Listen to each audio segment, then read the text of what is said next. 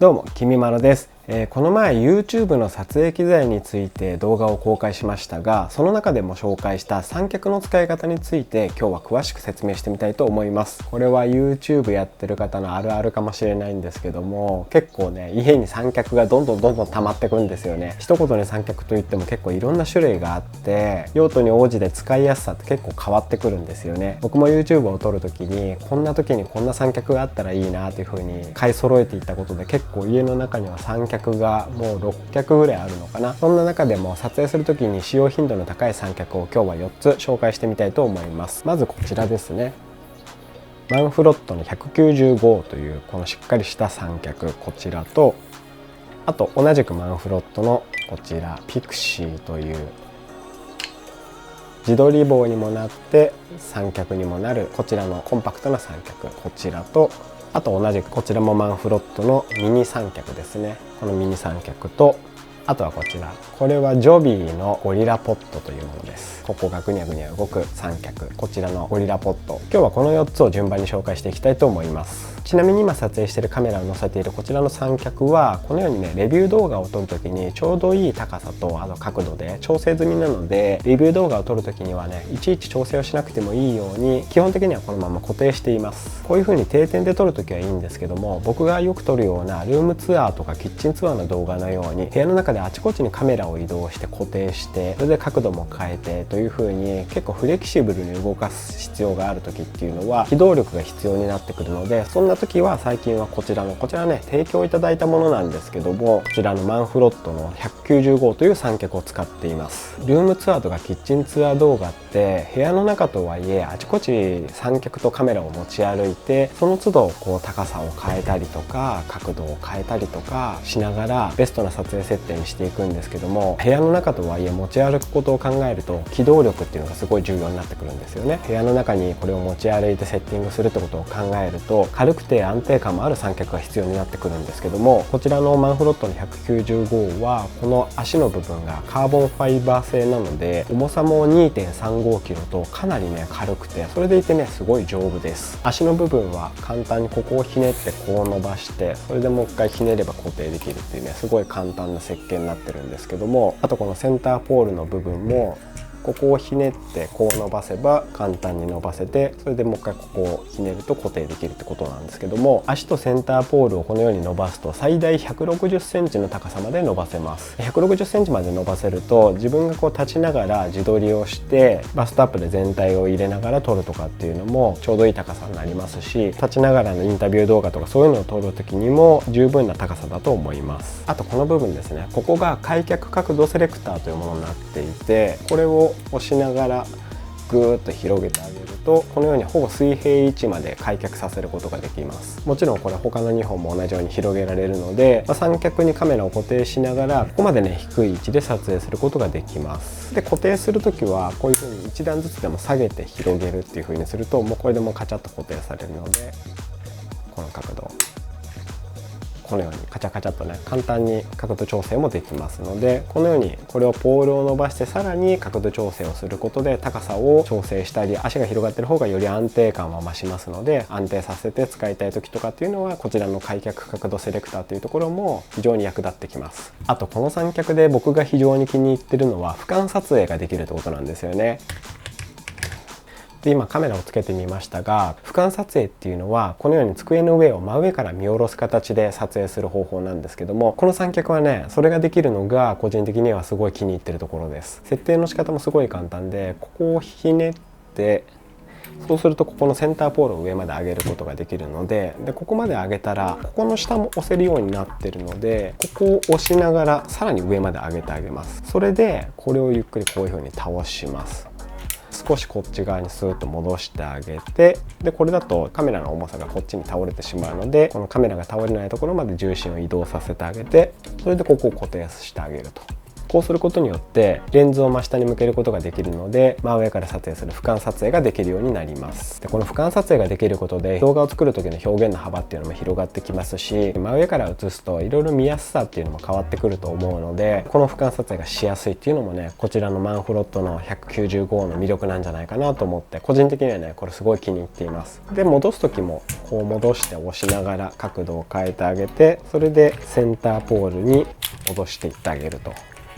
こうすることで通常の角度に戻すことも簡単です。こういったね俯瞰撮影ができるのもこの三脚のいいところですね。あと細かいんですけども、ここに今雲台というのがついていて、この雲台の機能っていうところも僕はね三脚を選ぶ時にはすごい重要視するんですよね。この 3way 雲台っていうものだとこうひねってこのようにティルトという上下にカメラの角度を傾ける機能、それでもう一回ひねると固定する、こういうのと、あとは同じようにこうひねるとこういう角度で調整することができます。でこれでまっすぐにして固定する。あとここにもダイヤルがついてるので、これを回すと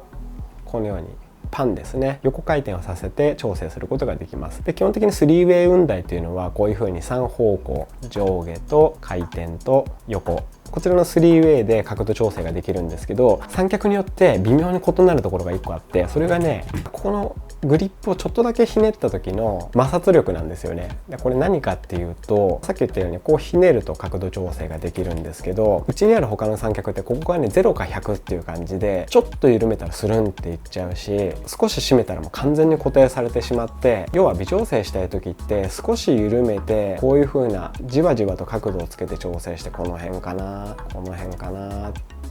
でこういう調整ができたらいいんですけど、うちの他の三脚だとちょっと手を離したらスルンっていってしまって、でちょっと固定したらもう完全に固定されてしまうっていうので、この少しひねった状態で調整するっていうのが0か100だとねやりにくいんですよね。でその点これだと微調整をして、この辺かなと思ったところで完全に締めればちゃんと固定されるので、このグリップを半締め状態で角度調整ができるっていうのがこの195で個人的に気に入ってるところの一つですね。キッチンツアーとか撮るときはねこの三脚っていうのはねすごい役立ちます。はい、このように様々な点でフレキシブルに動かせるマンフロットの195、こちらを移動や角度調整を頻繁に行う撮影で使います。もちろん屋外に持ち出すにもこのね軽さとフレキシブルさっていうのは非常に機動力があって使いやすい三脚だと思いますので、もう僕は本当に気に入ってる三脚です。はい、まず1つ目はこちらのマンフロットの195ですね。で2つ目の三脚はこちらですね。こちらもマンフロットのピクシーという三脚です。カメラをつけますが、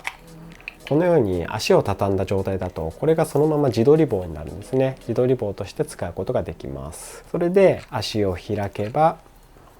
三脚になるので、このように立てて使うことができます。ここの部分、これがボタンになっていて、これを押すとここの上の部分がねボールジョイントになっているので、このように角度調整ができるんですね。三脚をテーブルとかに置いてここを押して角度調整をして自分に向けて、あとこれはこういう風にモニターをこっちに向けたりもできるので、このようにすることで自撮りをしながら食事をする動画を撮ったりすることができます。僕去年の台湾の食べ歩き動画を撮った時とかっていうのは基本このスタイルで撮影していました。足の角度は閉じるか開くかしかないので、高さっていうのは固定なんですけども、ここの角度調整がボールジョイントを動かすことでできるので、使い方もかなり簡単なんじゃないかなと思います。この角度調整だけ意識すればいいっていうね使い勝手の良さっていうのが食レポをする時とかにも非常にね役立ちました。そんなわけで2つ目はこちらのマンフロットのピクシーというミニ三脚でした。こちらもね使えますね。であと3つ目も同じくマンフロットなんですけども、これちょっと上にアルカスイス互換のクイックリリースプレートつけちゃってますけども、こ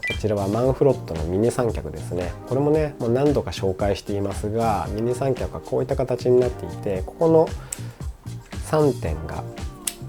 足になっていて、畳むとこのようにかなりコンパクトになります。こう足を広げて先ほどのカメラをここに固定して、でこのようにテーブルとかで低い位置でカメラを固定して撮影する時に使えるミニ三脚です。ここの部分はゴムみたいな感じになってるので、テーブルとか置いてもしっかり固定されますし、でここの足の部分、ここにね強いバネがついてるので角度調整とかしてもふわーっと広がっていってしまうとかっていうこともなくて、設定したい角度で止まってくれます。この足の角度を調整して置くことでこれぐらいの高さにしたり、完全にこれを広げてしまえば、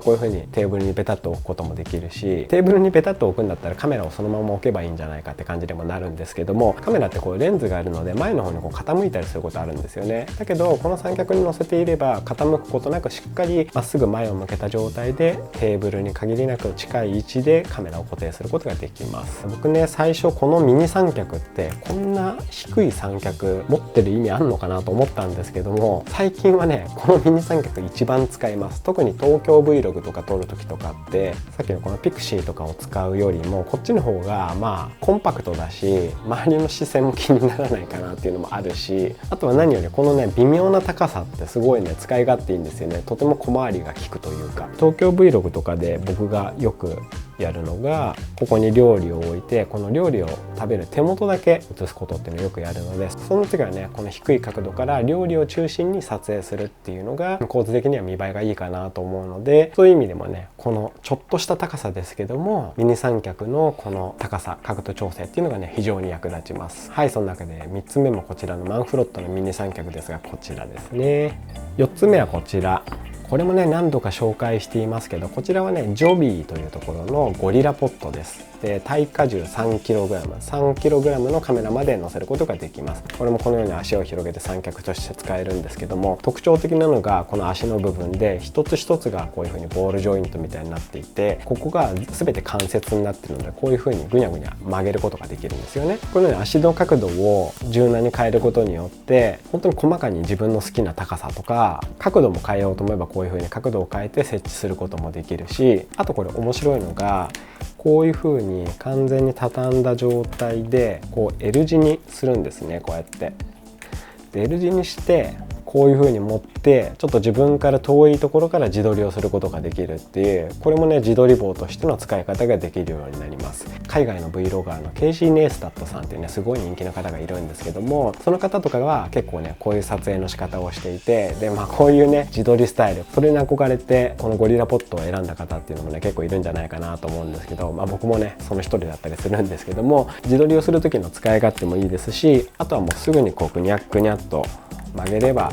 すぐに三脚にして自分の好みの高さ角度に設定して自撮りをすることもできるし、あとねこのグリップの部分はゴリラポットっていうぐらいなので、まさにねゴリラの指のようにこうぐにゃぐにゃ曲げてグリップすることができるので、柱とかあとはガードレールとかそういうところにこの足でねしがみつかせて撮影したりすると、三脚を立てにくいところだったりとか三脚を乗せるスペースがないところっていうところにこちらをしがみつかせて撮影することっていうのもできるので、場所を選ばずにカメラを固定することができる三脚っていうことでね、こちらもねとてもフレキシブルで使いやすい三脚です。今日紹介した三脚の中でもかなりユニークな作りの三脚ですよね。はい、4つ目はこちらのジョビーのゴリラポットでした。はい、そういったわけで今日は僕が普段使っている三脚4本を紹介いたしました。こんな感じで撮影するシーンであったり用途に合わせて三脚をね使い分けています。全部揃える必要はないと思うんですけども、ご自身のね普段の撮影環境に合わせた三脚選びの参考にしていただければと思います。他の撮影機材とかっていうのも先日公開した YouTube の撮影機材の動画の方で紹介していますので、興味がある方はそちらもご覧ください。他にももし今日の動画を見ていてわからなかったこととか三脚の使用感についてより詳しく知りたいことなどありましたらコメント欄に質問いただければ回答させていただきますので、気軽にコメントをお寄せください。これからもこのような動画の撮影環境であるとか撮影機材の紹介を引き続きやってきますので、よろしければチャンネル登録の方をよろしくお願いいたします。本日もご視聴いただきありがとうございました。もしこの動画が良かったと思った方はぜひグッドボタンをよろしくお願いいたします。ではまた次の動画でお会いしましょう。バイバーイ。